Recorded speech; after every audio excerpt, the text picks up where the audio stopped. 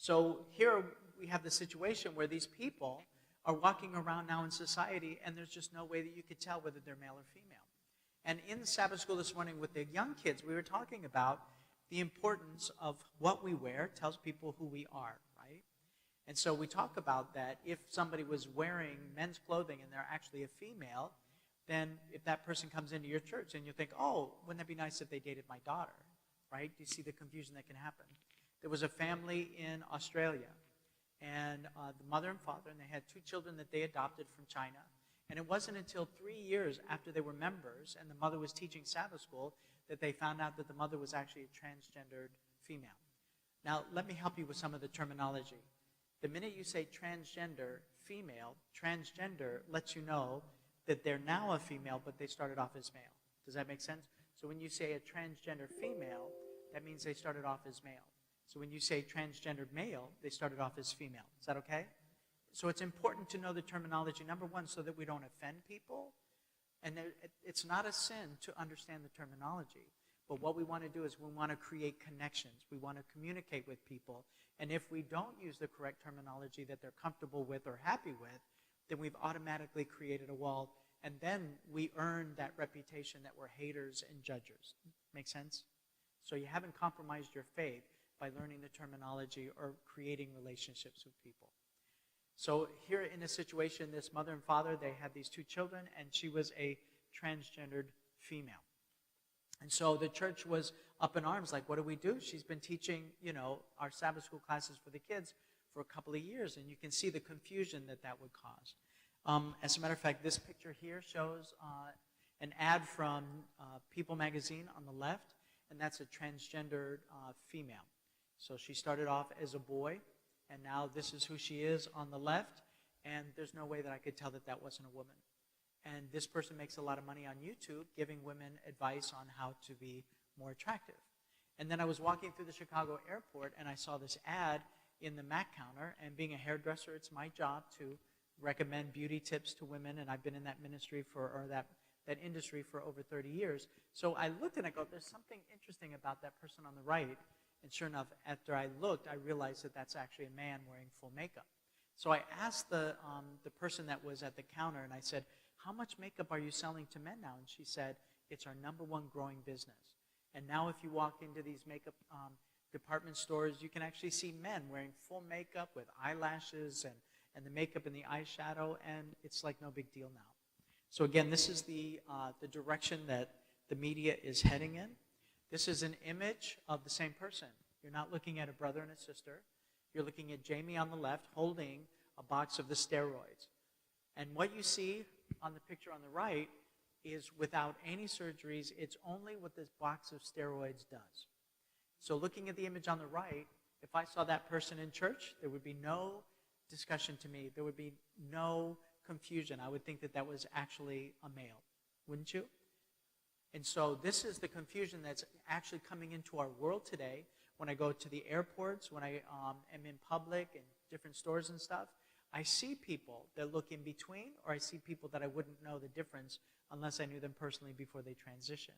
And all of this is designed to destroy our ability to identify as male or female.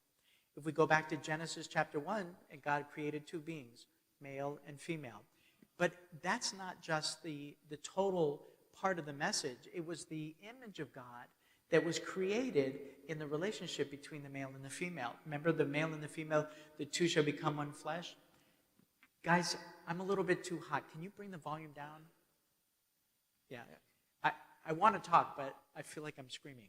All right, and so what happened is the complementary relationship between a male and a female, when a male and a female come together sexually, what does it do?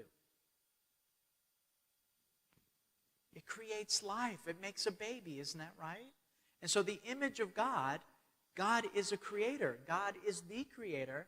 And how wonderful that God bypassed the angels who were made higher than humans, and he gave human beings the gift of creating life. So when a father looks into his baby's face and he says, wow, she's got my eyes. And the mother looks into her baby's face and she goes, whoa, he's got my chin.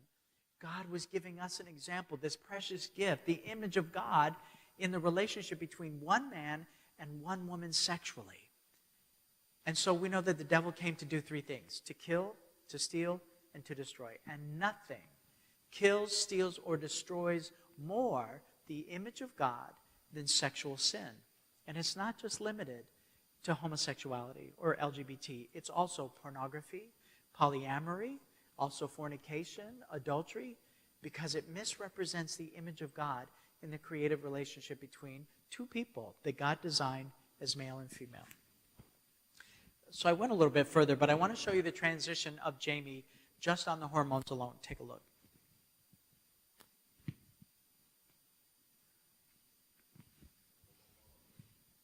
Come on, Jamie. Oh, here we go.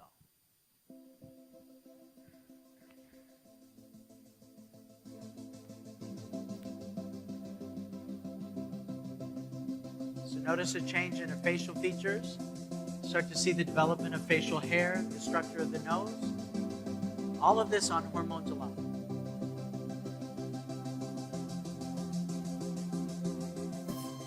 Is that incredible? Is that amazing? And so again, you can see this is what's going to be happening in our churches. Very soon we're going to start seeing people coming into our church that we're not going to be able to tell the differences, or we may not even know, and it's already here. So I want to talk a little bit about my own gender identity and my defensive detachment. Raise your hand if you were here last night. Okay, most of you were here last night. So for the sake of people that are listening and people maybe that haven't heard my story, there was something that happens for every child. Nobody knows that they're male or female until they reach about the age of 1 to 3, between the ages of 1 to 3.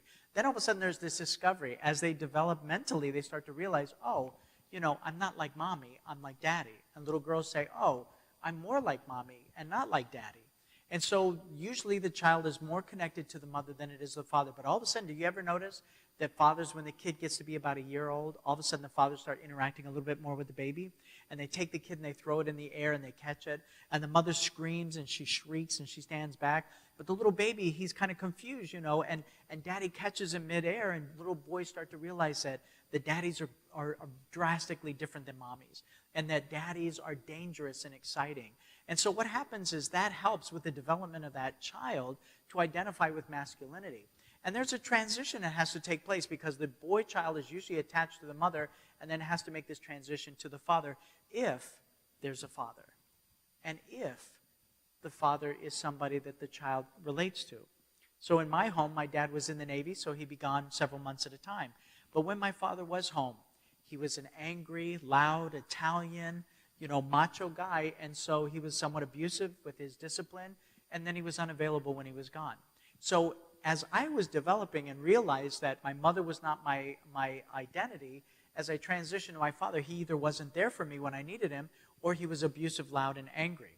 So in my little mind, I defensively detached. That means that in my defense, I detached from him as my male role model. I didn't want to be like that.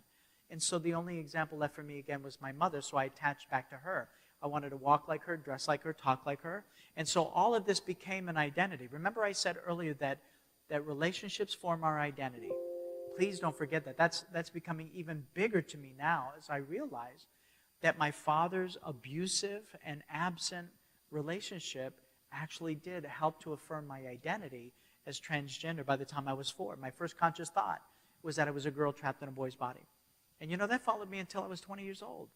20 years old. Even as a Christian, I thought that the only solution, because at 13 I was same-sex attracted, that I thought that the only solution until I was 20 years old as a Christian was that if I had a sex change, then my attractions would be okay with God. So I thought that that was a workable solution because I couldn't change who I was attracted to. I couldn't change the fact that I felt inadequate as a boy, and the boys in school reminded me of that. So the rejection of my father, the fact that I was surrounded by girls, and then the rejection of the boys in school. Because what happens is boys only want to play with boys because girls are gross. Girls only want to play with girls because boys have cooties. All of this is just healthy development because once the masculinity is affirmed as little boys grow up, then the immutable law kicks in at puberty. And that law is the sex that is the mystery of puberty becomes the attraction. So if I was affirmed by my father, if I was affirmed by the boys in school, then eventually when puberty came, the sex that was a mystery would have been the opposite sex, and that would have been my attraction. However, for me, because I rejected my father, defensive detachment, My father was very competitive with me. He was very emasculating to me. And so what that did is that made me feel inadequate as a boy. Then when I went to school, because I was patterning after the way my mother walks and talks, the boys rejected me, calling me sissy, queer, faggot, homo, good little girl. So what that did is that kept at bay the one thing that I needed, and that was male affirmation. I needed to know that it was okay to be a guy. I needed to know that it was something that was attractive, something that I would enjoy. And so because that was so elusive, I grew up with the girls. I hung out with the girls. As a matter of fact, take a look here. This is me right in the center of 7 children. And I'm the only boy among 6 girls. And I'm smack dab age-wise right in the middle. 3 of them are my sisters. 3 of them are my aunties. And this is who I grew up with. So again, not having a male representative, a male role model. Again, by the time puberty came, the immutable law hit, and the sex was the mystery was actually my own. I was very comfortable with girls. I knew all about girls. And so for me, the sexual attraction started on my own sex. Doesn't that make sense? And you know what? That was elusive to me until I was in my 40s. I was about 45, 46 years old when I heard that, and finally the lights went on, and I realized that I defensively detached from my father, which led again to eventually the immutable law, the sex that is the mystery of puberty, becoming the attraction. I didn't know how to fix it. I didn't know how to change it. I believed that God existed. At 4 years old or at 7 or 8 years old, I would pray that God would change me into a little girl. Because I didn't think this could change, I thought this had to change. And so because that never happened for me, I thought that God was indifferent or that he just didn't care or that he didn't love me. Again, the kids in school that called me names, the rejection, also added to my gender confusion. So again, by the time I was 20 years old, still thinking that if I had a sex change, that my attractions would be okay, you know what? I found that God didn't really work. So I went to church. I found one man that I thought I could trust. I said, well, can I talk to you after prayer meeting? He said, sure, Mike, what's up? And I said, well, it has to do with women. And he said something so derogatory about women, this elder in the church, this man of God. I knew that it wasn't safe to share my secret, so I sat there with a big smile on my face. I thanked him for his time, and I walked out of church and I said to God, if that's the best you've got, I'm done. I can't get my sexuality and my religion to come together, and you haven't been there for me, you didn't heal me, so I'm out of here. And I went into the gay culture. But what's interesting is when I went into the gay culture, I found that masculinity was much more valuable than femininity. And so if I butch it up a little bit and work out in the gym, I found that I got all the attention from men that I ever wanted, and I never struggled again with wanting to be a female. Is that amazing? That at 20 years old, walking into the gay culture, what I was desperate for wasn't to be identified as a woman. I was desperate to receive men's love. And because I didn't get that from my father, because I didn't get that from the kids in school, I had this emptiness, this hunger. And I thought that the only way I could get that satisfied was to become a woman. But then when I realized that if I became more masculine, that's how I could get the attention of men, I never struggled with wanting to be a woman again. Let me give you an example. I remember Halloween is one of the biggest holidays in the gay culture because it allows you to dress in the opposite sex without any condemnation. It's actually comical. And I remember one of my friends and I, we decided that we were going to dress up. My sister did my makeup. I remember I borrowed one of my sister's dresses. I got a pair of shoes, some fishnet stockings, all this stuff. And I put all of this on, and it was an elated feeling. It was something that I had repressed for many years, and tonight was going to be the night that I was actually going to go in public. And so as I did the big shave to make sure that there wasn't any stubble, and my sister did my makeup. Ironically, I looked just like her in makeup. But I went out with my friends, and I remember after about an hour of being in those clothes, I remember thinking, you know what, I had to wear a big scarf across my chest to cover my chest hair. You know, that definitely that dress didn't fit right because I had the body of a man and not the body of a woman. Excuse me. And so within an hour of being out there in the club with all these people, I felt like I was a lie. I knew that it didn't go together. I knew that what I wanted to appear as did not match who I was at all. And so that was another affirmation that it just wasn't a girl, and it wasn't going to cut it.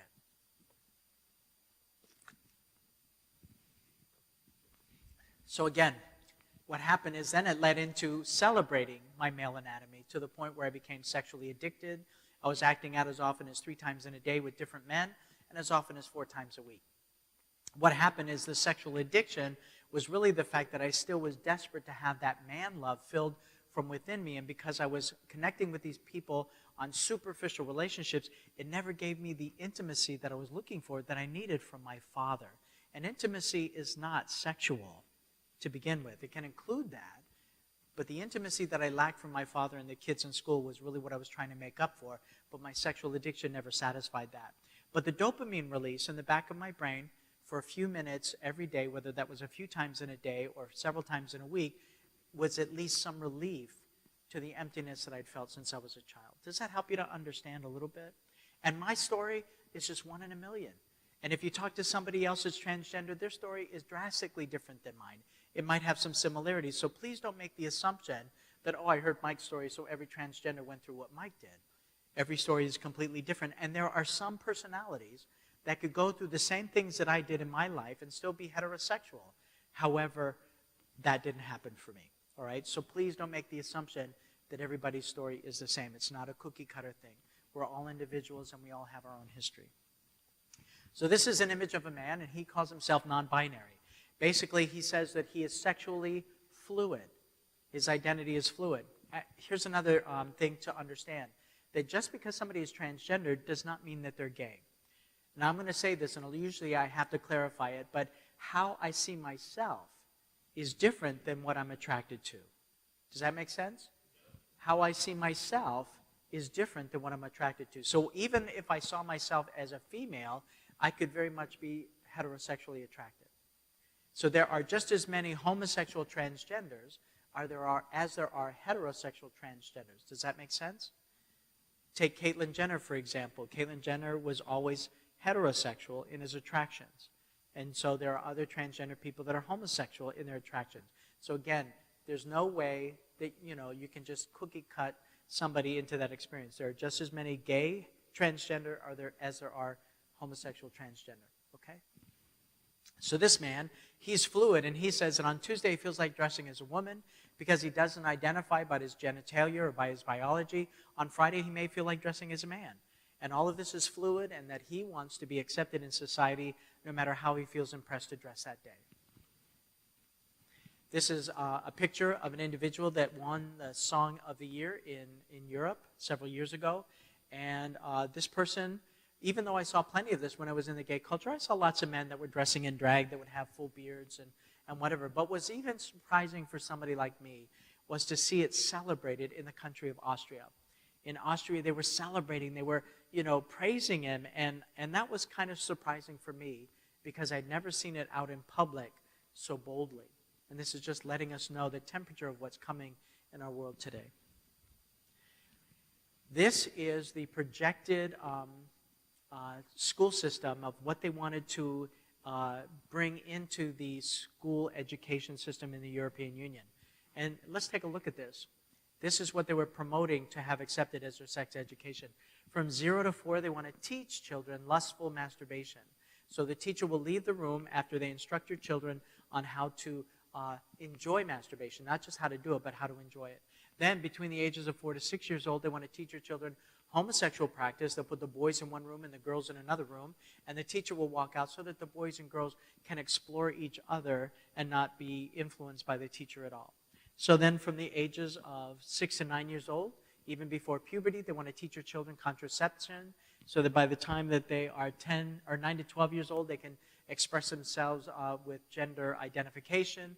And so once you've taught them all about sex, between the ages of 12 to 15 years old, then they want to teach your children how to abuse each other sexually. And this literally, that's the YouTube video there. So feel free to take pictures of any of the shots if you like.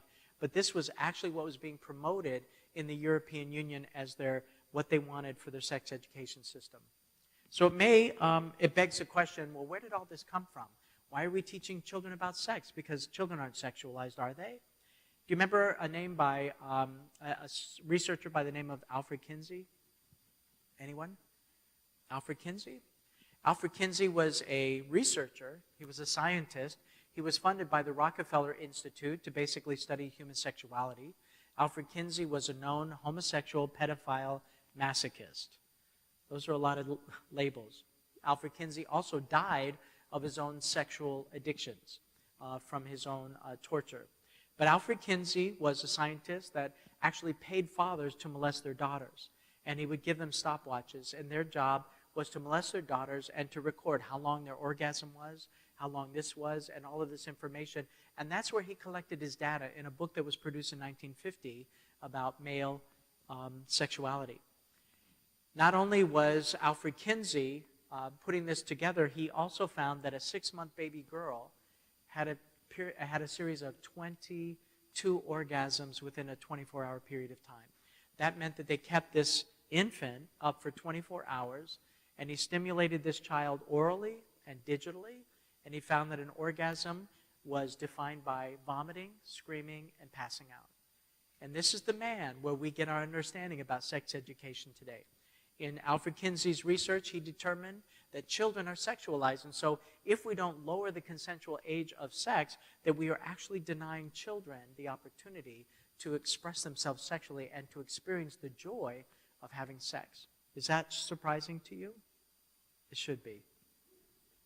Because this is what's moving in our world today. As a matter of fact, there was a movie made about Alfred Kinsey, and they actually glamorized him and made him an idol in this recent movie that was just put out a few years ago. But this is who Alfred Kinsey was. Alfred Kinsey had a mentor. Do you know who his mentor was? Aleister Crowley from England. Does anyone know who Aleister Crowley was? Aleister Crowley was considered the most evil man in Europe. And he also was the one that started the Satanist Church. So this is where we get our understanding of sex education today. So now it's not just in the European Union, it's all over the world. I find that in Puerto Rico that they're now allowing boys to wear skirts. In many countries, Australia, and also in Las Vegas, they're talking about teaching children about masturbation and about identity, how you can change your sex. It's the end of boys and girls. These companies are going to change how your kids dress. Does anyone know the singer Celine Dion? Does anyone remember the commercial that showed her walking through a nursery and all the babies were wearing just black and white? No more pink for the girls, no more blue for the boys. Anyone remember that? Celine Dion. She's promoting a genderless outline of or outfits and clothing for babies. And basically, there are people that are being born now that are naming their children Constellation or Oregon or whatever, basically to save the child so that when the child is old enough that they can determine what their identity is rather than when the doctor says that they're a male or a female. I want to play for you this video that basically talks about non-binary and contemporary identity. And I want you to listen. Excuse me. I want you to listen to how she basically, in a very condescending way, talks about how identity is very outdated and that identity is now in the brain and not between your legs. So basically, she's talking about how, am I a boy or am I a girl? And this is very much the non-binary look that people have. You can't really tell, is that a guy or is that a girl? And the ambiguity is really what's being promoted, that you don't have to identify as either. So she does this role play showing the doctor and how the doctor receives the infant when the infant is born. And he says, oh, yes, it's a baby boy. So what, it says, oh, it's a boy, and hands it back to the nurse. And then basically it cuts back to this girl and says that gender is all according to what's in your mind, not according to your body. And that we identify according to what's in our mind, and that the old is archaic. That being identified according to your biology is something that's fluid now and can change. So I was on the internet, Amazon. I think it was on Amazon. And I found this book, and this book is for preschoolers. Does anyone remember what the name Jacob means in the Bible? Usurper, deceiver, liar, right? Isn't that interesting that they call this book Jacob's New Dress? And from a biblical standpoint, we understand that Jacob means deceiver or liar. So it's interesting. Take a look at this. This is Jacob in his new dress. Jacob is standing on top of the landing there, and his father is at the bottom of the stairs. And it says there are many ways to be a boy, and these books are targeted at your preschoolers. The idea is to introduce this information to preschoolers so that by the time they get to school that they're already educated and being formed and being drawn into this identity that is changeable and that they can be whatever they want. Here's another book, and this is called My Princess Boy. And I find this very interesting because my princess boy has a cool brother. His brother plays baseball and soccer, and his brother dances with my princess boy my princess boy loves his brother. And then it goes on, it talks about his father, how the father says how pretty he looks in a dress. The princess boy's father holds his hand and tells him to twirl in his dress. And also talks about how he has lots of playmates, boys and girls, and he likes to change clothes a lot, and he wears his green ballet leotard and dances with his friends. And all of this, again, is to target your young children before they even go to school about the fluidity of identity, how you can go from male to female and back and forth. Do you remember when you were a little kid? And I don't know about you, but I remember that we used to get the JCPenney catalog. We were pretty poor. And I remember we would go to the toy section in that magazine, and my sisters and I would sit there and we would look at the toys and we would pretend that we were playing with them because we knew we were never going to get them. But that was the ability of children and fantasy, because sometimes children don't know the difference between fantasy and reality. And when we teach our children these kind of concepts, they don't have the ability to reason like you do. They're not mature. Their brains aren't fully developed. And so we're introducing these theories to children even before they're able to reason between reality and fantasy. So there's a propaganda going on. And this propaganda is basically to change the way that you think and the way that you see things. In the Caribbean, it's still very negative to be in the LGBT community. And so if they want to break down the prejudice that's among the Caribbean people about LGBT acceptance, then if you take their sports hero, and what you're doing is you're looking at Bolts, the runner, the Olympic runner, who they adore and worship. But if you take their sports hero and if you put him in a dress, then you slowly start to break down the prejudice that's in their country. Take a look. So this is Bolts, and he sent the whole country of Jamaica into a frenzy when he won the Olympics. Look at him go. And so this is the man that they adore, that they worship. And so in the Caribbean, in Jamaica, it's very negative. This is a man singing a song against homosexual acceptance. And so the idea is, if you want to break down their prejudice, that if you slowly take their icons and if you put them in a dress, then what you can do is you slowly start to break down the prejudice that's in the Caribbean. And here you go. So in a comical way, what they start to do is through comedy and through this sports hero, you start to break down the prejudices that they have. Madonna was interviewed for a magazine article that she did for a gay publication, and they said, back in 1986, they said, how come you put so many references to homosexuality in your music videos? And Madonna, understanding the media, she said, well, at first people will look at it and some people will be disgusted. She said, but some people will be turned on. And she said, and after people watch it over and over and over again, eventually it'll be no big deal. And so look, here we are in 2022, and you can see the power of what Madonna's videos have done to our culture, to our society. Now we have television shows that feature gay characters, gay couples, transgender people, and all of this, again, is taking advantage of the naivete of the people that are watching it. And even if it's not in your society, when you see it in the media over and over again, it just breaks down your defenses. So this is actually an image of Ted, who is now Chloe, Ted being the husband on the right. On the top left, that's Ted and his wife still. They still live in the same house. They have 2 biological children. And I don't want to minimize in any way the struggle that Ted has gone through. Ted claims now that he's a female, and his wife said, I'd still be willing to live with you if you don't have the surgery. And so Ted felt like he needed to have the surgery. They still live in the same home. They're still raising their children. But Ted now sleeps in a separate room. And so while I want to definitely let you know that Ted is definitely a victim of the whole identity issue and the struggle inside of his mind, but is he the only victim in this story? How about the wife that lost her husband? How about the children that lost their dad?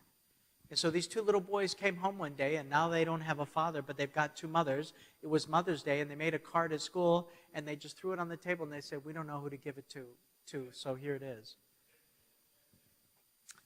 They're now starting to come up with the studies of what it's like for these children that have grown up in transgender parents. And they're finding that there's a lot of drug and alcohol increase. They're finding that they're not able to scholastically handle their studies. They're finding that there's a lot of emotional damage to these kids, all because of the confusion inside their mind of the basic core people in their lives, their mother and their father, and the transitioning and the changes that can happen. This is a couple, a husband and a wife, and those are their 2 biological children. But they're a family with a secret. And I'm not going to play the video. That's okay. When you're a child, your mom and dad are the entire... But would it surprise you to know that the mother, named Bianca, used to be a little boy named Jason?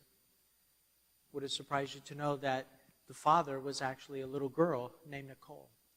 Now, what these 2 people, they were both transgender, and they both came together, and they went off of their hormones, and so the mother impregnated the father not once but twice, and they biologically conceived and delivered these 2 children.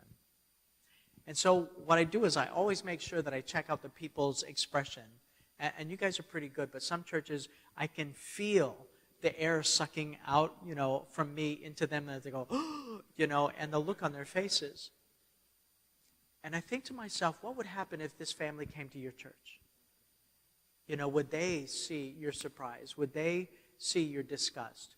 And would their children be allowed in your Sabbath school with your children? Would you invite them to your home for a Sabbath afternoon meal? What if they were sincerely seeking Jesus Christ? Would they be able to find them in this church? I hope so. I heard that. I hope so. And I think that we have to address our prejudices. And do these people deserve to have a relationship with Jesus Christ? Are they less than we are? Didn't the blood of Jesus, wasn't it shed for them as well as for us? And so again, we have to change our attitudes in the church and recognize that we are all level at the cross. I don't struggle with what you struggle with, but you don't struggle with what I struggle with. But we all struggle. Isn't that fair to say? And if we both put our eyes on Jesus Christ, doesn't he promise to lead us out, right? And to deliver us all? So when we have this condescending attitude with the LGBT person, it's like, oh, you poor little queer, maybe God will help you. I find that offensive, especially when I was coming back into the church culture. I wanted to know that I belonged there. I wanted to know that I was just like everybody else. And you know what? My sin was different than your sin, but we all sin, right? And I think that when we take away the condescension, instead of judging other people and putting them into a caste system in our church, what if we just came and put our hand on their shoulder and say, you know what?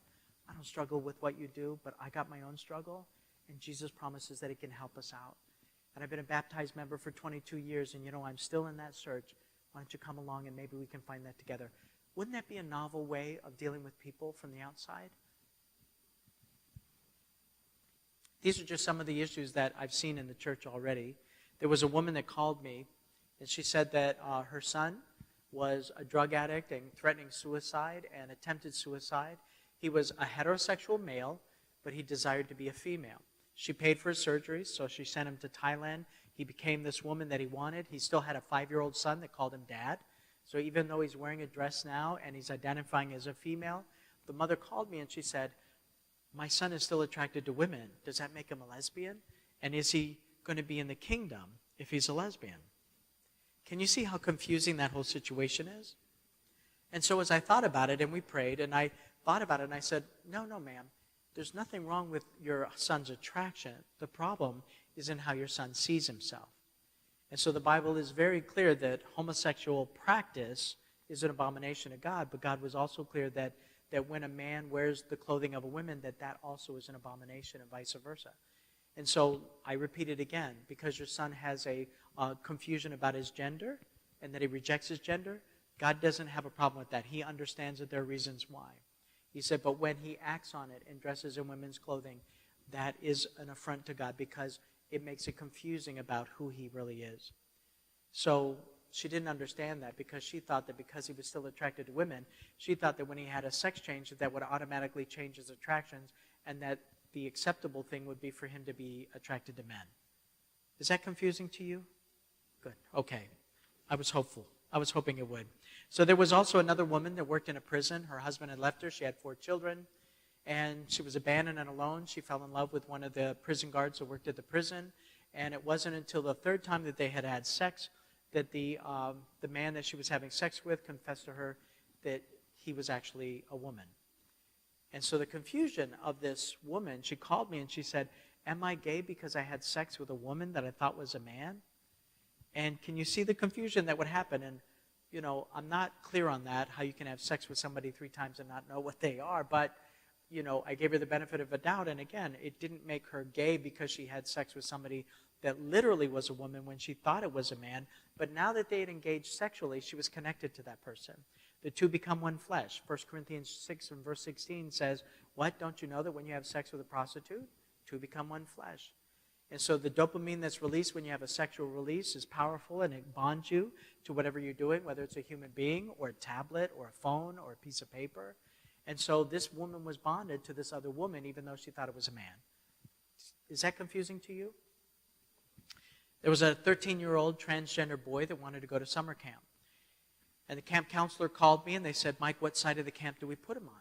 You know, do we allow him to dress up as a girl and put him in the girls' side and expose the girls to male genitalia? Or do we force him to dress as a boy and put him in the boys' side and allow the boys to taunt and to tease him? And they had this, they had thought about it, and they said, well, you know what we can do is we can put him in a separate cabin with a separate counselor. And I go, no, you can't. I said, that's called discrimination. And I said, and you could be sued for that. So here's the dilemma. Do you allow the child to remain transgender because his mother's already painted his room pink and put frilly dresses in his closet, or do you force him to dress as a boy and go to the boys' side? These are some of the things that are already happening in our church today. Have you heard about the trans athletes? Right? Now we have men that have transitioned to become females that are actually competing in women's sports. It's interesting. Do we have any men that have transitioned to become, do we have any women that have transitioned to become men competing in male sports? Nope, you don't hear about that. Why? Because the muscle fiber of men is drastically different than the muscle fiber of women. So when you take somebody that's biologically male, even if they're on the hormones, even if they've had the sex changes, still when you look at a man's fist in his hand, it's drastically different than the wrist in the hand of a woman. Watch this video. I hope we have. About women's sport and what constitutes fair competition. It's not about whether or not transgender people should be allowed to use certain bathrooms or if they should be able to join gender-specific non-competitive clubs, etc.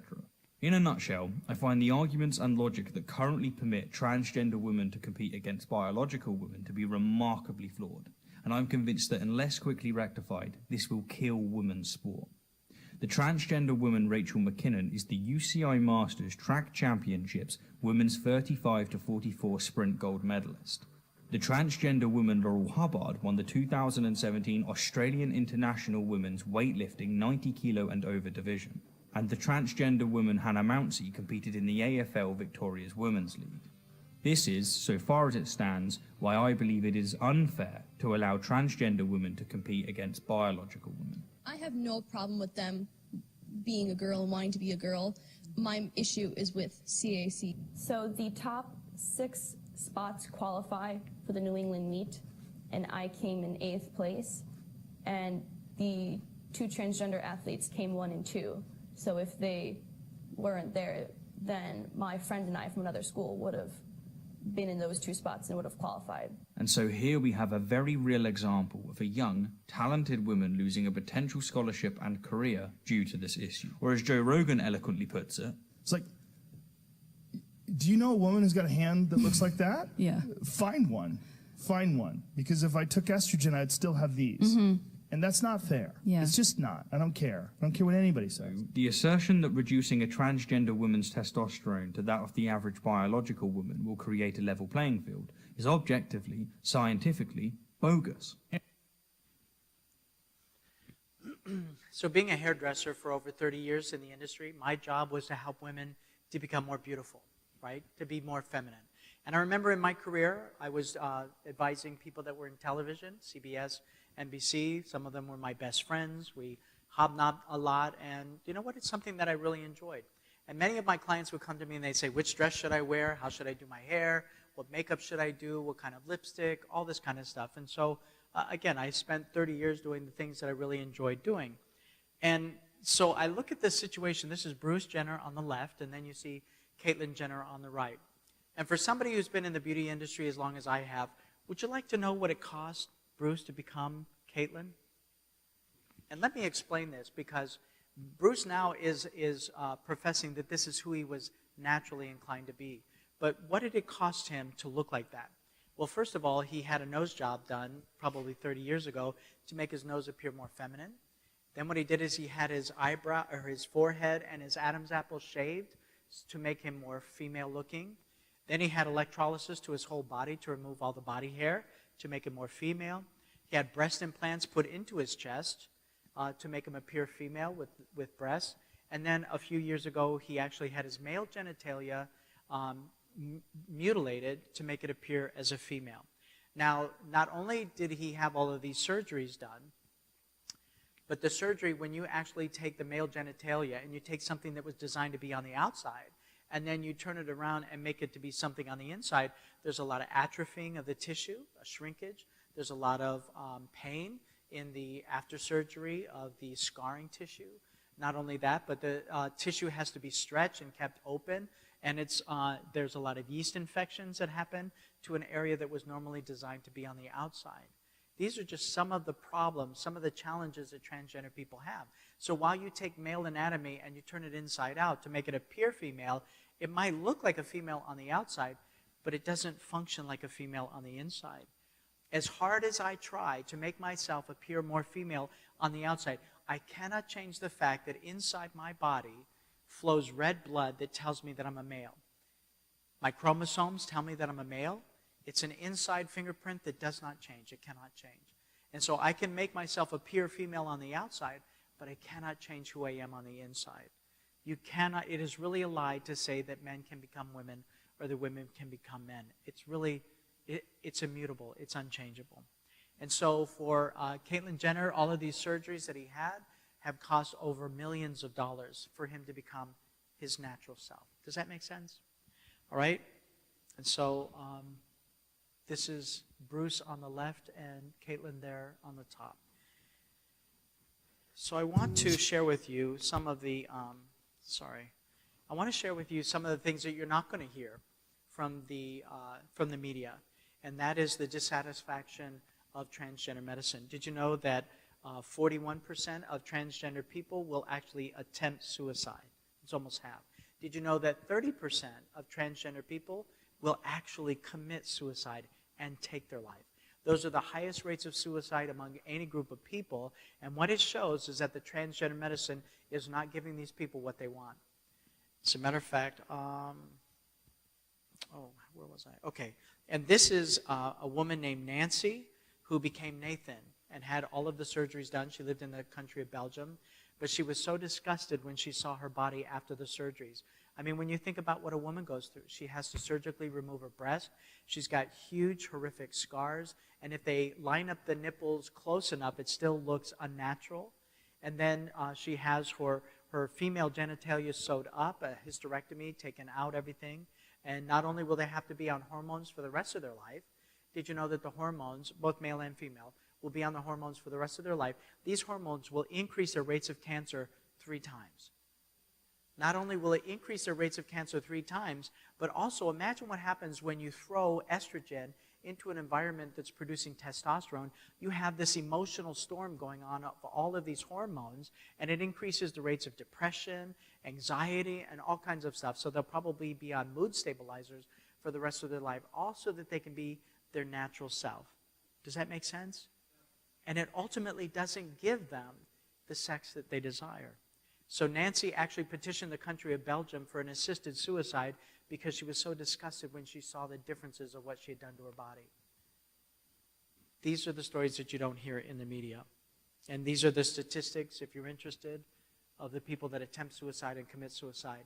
And these statistics are drawn from people that have completely had the sex change in anywhere along that journey. But I want to segue a little bit to God's side, to the Christian perspective of the transgender. And I think that it's not enough that we tell people that it's wrong. I think that we have to demonstrate to people that God's way is better than what the world is handing out. And so instead of these mutilating surgeries and these hormones that are going to shorten your life expectancy, when we connect people back to Jesus Christ, and when they start to realize who they are in Christ, it starts to change them from the inside and not the outside. What you're looking at is a gentleman, his name is Walt Heyer.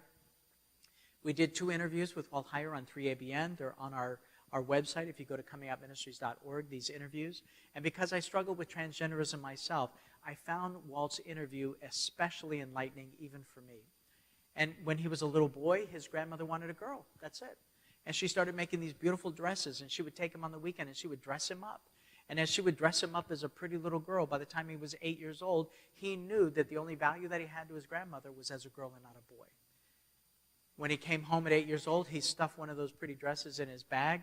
When he got home, his parents discovered it, and that let the secret out. But already he knew that his value was only as a girl to his grandmother, and when the grandmother said, "You've exposed our secret and we can never do this again," he felt rejected, and because of that rejection, it only reinforced that he was worthless as a boy and his value was as a girl. He was never gay, and as he grew up at 13 years old, he was molested by his uncle. Again, another emasculating situation that drove him to think that as inadequate as a boy, I should be a girl. He married, he had children, he worked for NASA. He was an engineer, making good money, but he couldn't stop these thoughts inside of his head. And so eventually, in his 40s, he transitioned to who you see in the center as Laura. His wife left him, his children wouldn't talk to him, he lost his job. He was homeless, and he said, "You know what, the sex change worked for a while." He said, "There was a honeymoon period where I really felt like I was celebrating this new life inside of me." He said, "But very quickly, after that honeymoon period, I realized that I hadn't changed my sex. I had just mutilated my body."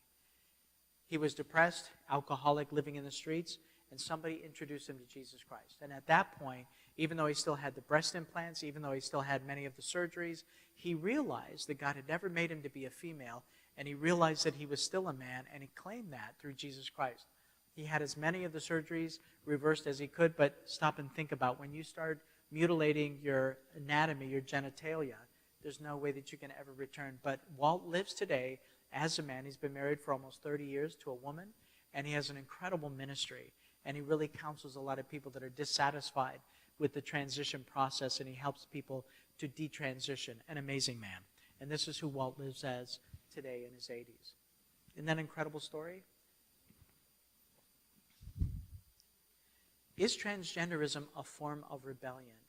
Now in Deuteronomy chapter 22 and verse 5 it says, "The woman shall not wear that which pertains unto a man, neither shall a man put on a woman's garment. For all that do so are an abomination unto the Lord thy God."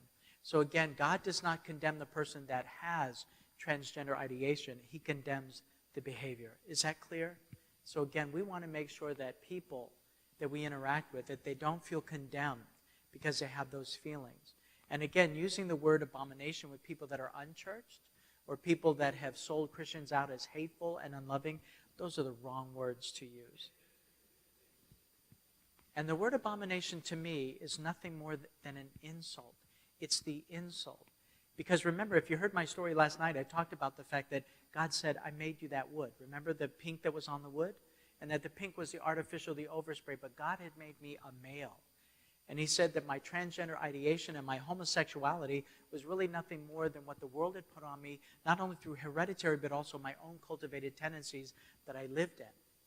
And so while we need to be exceptionally loving and accepting to all kinds of people, because you don't necessarily know what the person sitting next to you is struggling with. So even if you do know what that struggle is, it doesn't negate the fact that we are to be loving and kind and accepting of all people and allowing the Holy Spirit to do what he does best. And we're going to talk about that in the next section. So again, we want to stay away from those words that are offensive to the gay community and to people that aren't church. Don't make the assumption that even if somebody was an Adventist but walked away from Adventism, that they still understand and relate to those words of condemnation. Represent ourselves as people who desire their better good.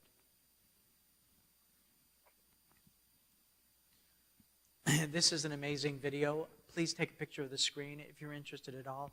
This is a boy from Australia that actually had, he told his mother when he was 8 years old that he was a girl trapped in a boy's body. The mother was a single mom, didn't have a husband, and she took him to the doctor, and the doctor said, "Your son has gender dysphoria. Let's put him on hormone blockers." And so this little 8-year-old boy didn't have puberty because what happened is the puberty blockers allowed his face to develop more feminine. He developed natural female breasts. And by the time he was 14 years old, he went to his mother and he said, "I made a mistake. I am not a girl. I'm a boy." So they stopped the hormones, but the breasts were still there. The face shape was still there. The Adam's apple didn't drop. His voice didn't change. And so now he has to go to a voice coach to learn how to talk deeper. And they had the breast tissue removed from his chest so that he could look more masculine. All because we allowed a child to determine what their sex is. Do you see the problem with this? And when you look at my own personal situation, remember, until I was 20 years old, I thought that it was a girl in a boy's body. If they had this available for me when I was a kid, I would have been standing first in line. I would have been that kid that would have insisted that I needed to be a girl. But then all of a sudden, what happened at 20 years old? I realized that I was okay as a boy. What would have happened if I'd had a sex change when I was 15 or 16 years old, and then all of a sudden realized in my 20s that I'd made a huge mistake? There's no going back, right? This is the damage of what we do when we allow children to determine what their sex is and their identity is.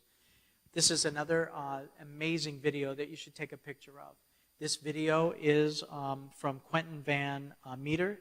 He's a pediatrician. He's on the board of American College of Pediatricians, and he talks about how even medicine is selling out and promoting the lie when it comes to transgender medicine.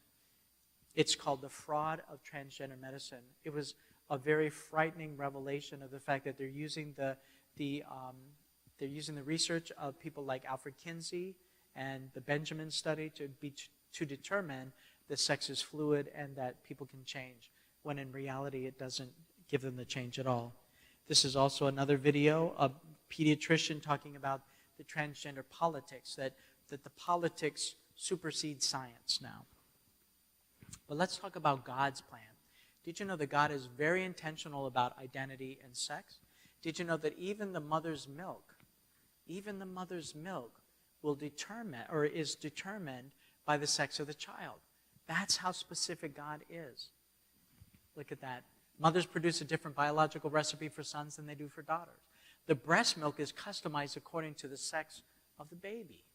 So God isn't just happenstance about the sex of children, and that even before the earth was formed, that God knew us. He knew me to be a boy even before the earth was formed. So when I read Psalms 139, it talks about how God is in pursuit of us, how he'll go up high or down low, that he'll go into darkness or light. It's all the same to him. And that his thoughts towards us are as countless as the sands of the seashore. He's not angry. He loves us. He's in pursuit of us. And then it says that God knit our delicate inward parts together in our mother's womb. It was God who determined the sex that I was to be with. Now let me be clear, because in this world of sin that we live in, there are people that are born with ambiguous genitalia, right? We have people that are intersex. We also have people that are born with birth defects. You know, some children are born without arms and without legs. Is that from God? No, that's the result of sin.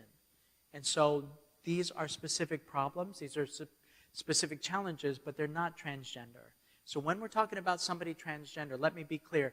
You're talking about somebody who's completely male, rejecting masculinity, wanting femininity. Or you're talking about somebody that's completely female, that's rejecting their feminine side and wanting to be masculinized.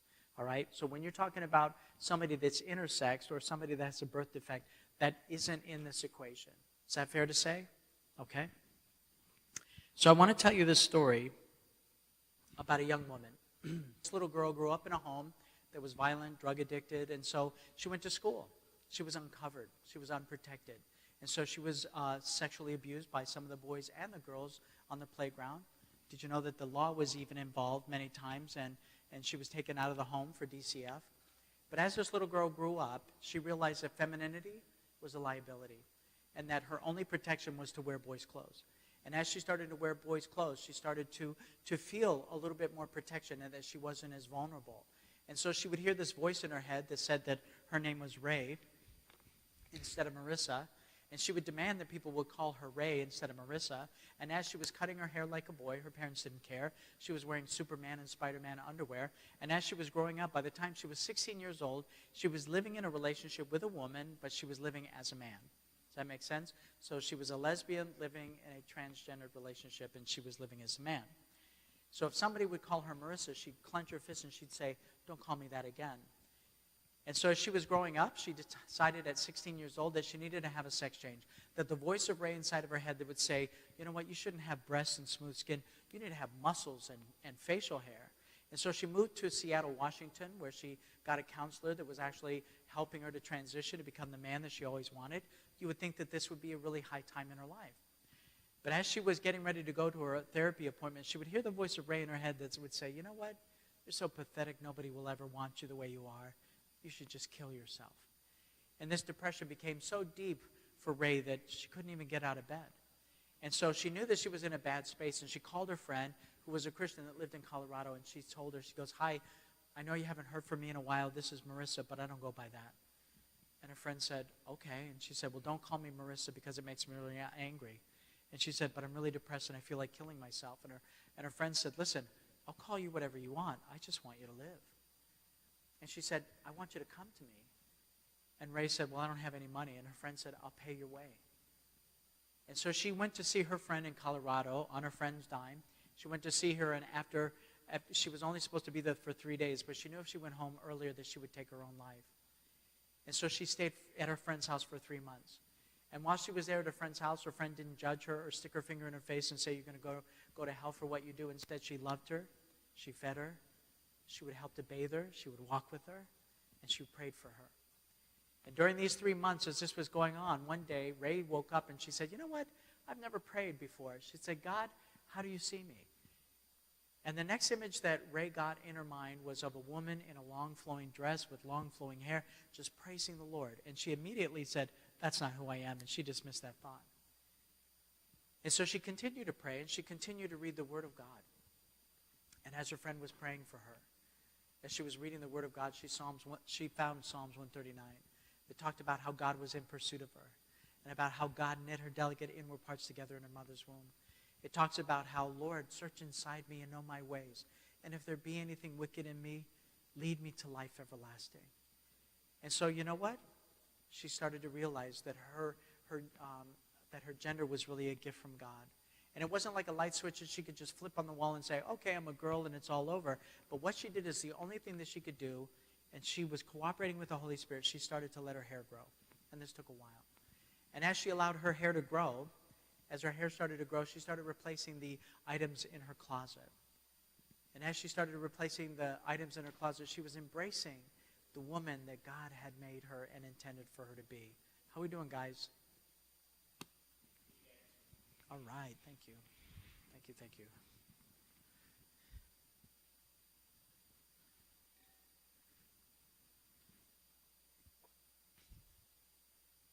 It's moving fast. And so what happened for Marissa is if she would have destroyed her genitalia, if she would have cut off her breast, she never would have known what it was like to get married to her husband 6 years ago. And if she would have not allowed God to do this transitioning in her, she never would have been attracted to a male to begin with. And then she wouldn't have been able to conceive and to bear and to nurse not one but two of her beautiful children. And what I want to share with you today, once this downloads, is what Marissa looks like today. Would you like to see that?